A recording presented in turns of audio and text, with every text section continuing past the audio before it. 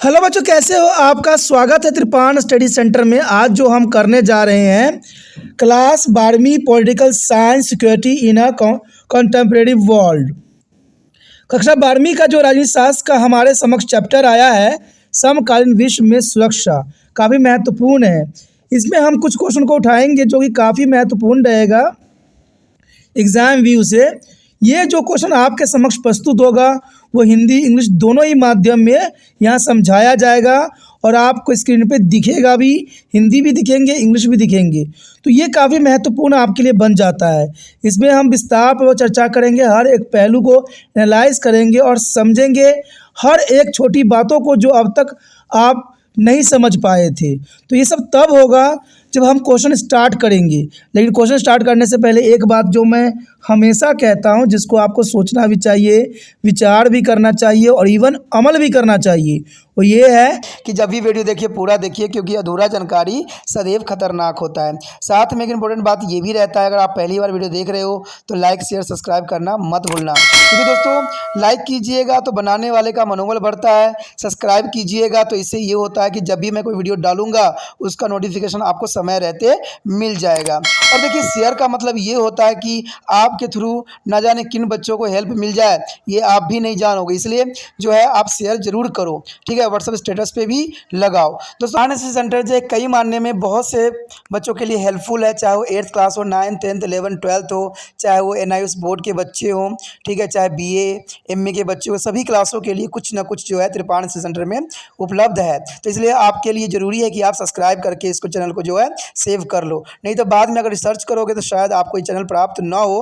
तो इसलिए सोचना नहीं, विचार नहीं करना है, सब्सक्राइब करके जो है अपने पास सेव करना है। दोस्तों ये तो बात था आपके लिए, लेकिन अब देखते हैं हमारा आज टॉपिक क्या है। Today we discussion most important chapter here, security in the contemporary world. That's important chapter class 12 CBSE NCERT political science here. The next point arrive here, that's important. The point here, elements of traditional security policy. No, that is important. Elements of traditional security policy. Here, element of traditional policy has two types: balance of power and making alliance. That's important, is the 2 point here. And the first point arrive here, balance of power. The balance of power, that's important. A country is away sensitive to the possible war, any other threat against itself. You know that the balance of power, according, there is a first point. A country is away sensitive to the possible war or any other threat against itself. He keeps or tries to be changed the discussion or balance of power in his favor in many ways. That's important here. The next year, to be maintains the balance of power from a country that is a threatening it. It's increasing the military power, increasing economic and technological power, and make a threats with the friendly countries to be deal with such a situation. That's important here. A balance of power. There is a balance of power. There are military power, increasing economics and technological power, and make a threats with a friendly country to the deal with the such a situation. And the next point here, making alliance. That's important. Making alliance here. You know that a coalition consists of many countries and takes a collective action to be prevent or defense against a military attack. Most of the alliance get a formal from thought or written threats, and such alliance. It's a very clear as to be who is the threat. There is a making alliance. That's important first point here. Second point here, country from alliance to increase their influence of their power and compared to any other country or alliance. There is a important here. You know that the basic alliance here are countries for alliance to increase the impact of their power and compared to any other country or alliance. That's important. The country for alliance to increase the impact of their power compared to any other country or alliance. And second alliance are based on national interest, and when National interest change alliance also the change. There is a basic alliance here. यहाँ पर जो हमारे समक्ष आया है काफ़ी महत्वपूर्ण chapter है समकालीन विश्व में सुरक्षा, क्लास 12वीं CBSE NCERT राजनीतिक विज्ञान। और हमारा अगला पॉइंट जो आया है काफ़ी महत्वपूर्ण है और हमारा पॉइंट है कि परंपरागत सुरक्षा नीति के तत्व कौन कौन से हैं।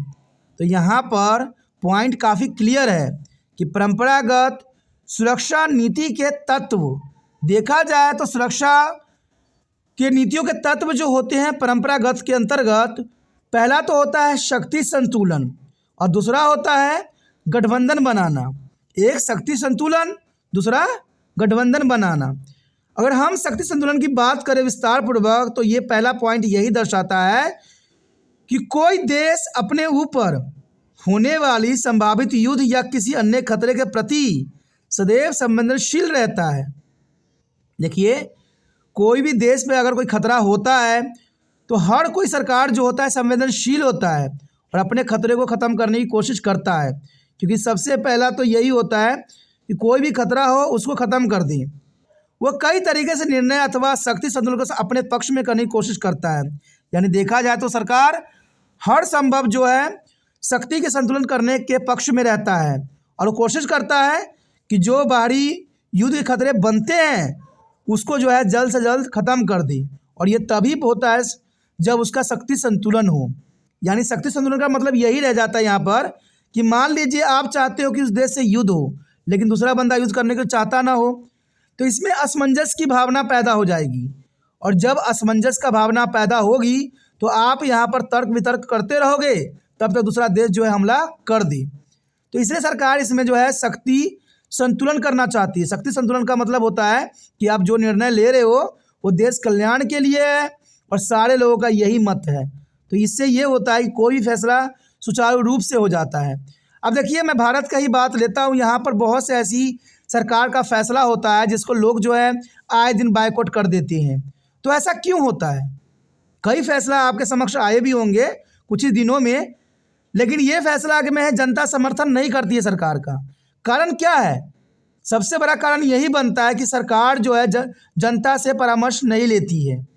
अगर जनता से पहले ही परामर्श ले लेती है तो कोई रूल रेगुलेशन अगर आता है बनता है तो लोग उसको सहज ही मान जाते हैं।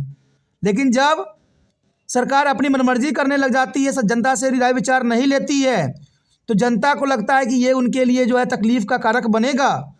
तो ये जो है हर तरह के धारणा, कई तरह के जो है कार्य करने लग जाते हैं। और इन कार्य में जो होता है जो गैर खतरे के गैर पारंपरिक तत्व होते हैं वो एक्टिव हो जाते हैं। तो यहाँ पर सरकार को सबसे महत्वपूर्ण बात रखता है कि शक्ति संतुलन कीजिए, जनता के एक बार विचार जरूर लीजिए, क्योंकि ये रूल रेगुलेशन जो आप बनाने जा रहे थे वो जनता के लिए ही होता है। और जनता क्या इससे खुश होगी कि दुखी होगी?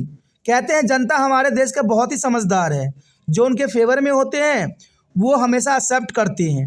और ये जनता ने करके भी दिखाया है।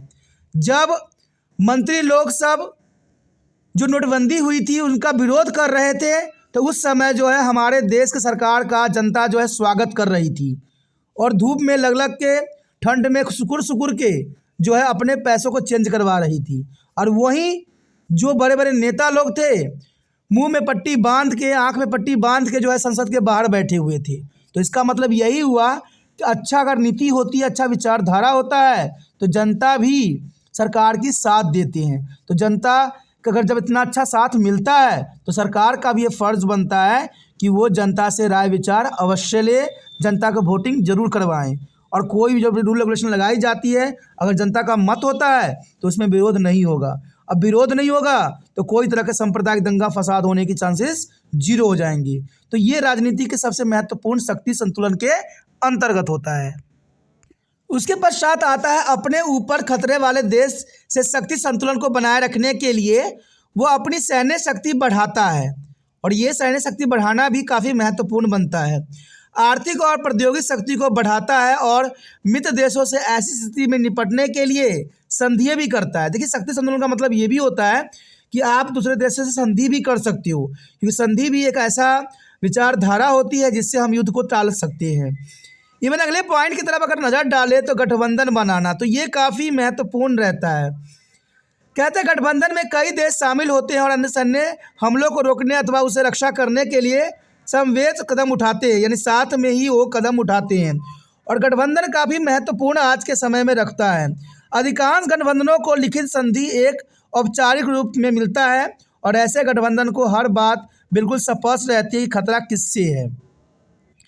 तो गठबंधन की प्रणाली देखा जाए तो भारत में तो एक लड़ी सी लगी हुई है। आज सरकार भी भारत में बनाई जाती है तो गठबंधन करके बनाई जाती है।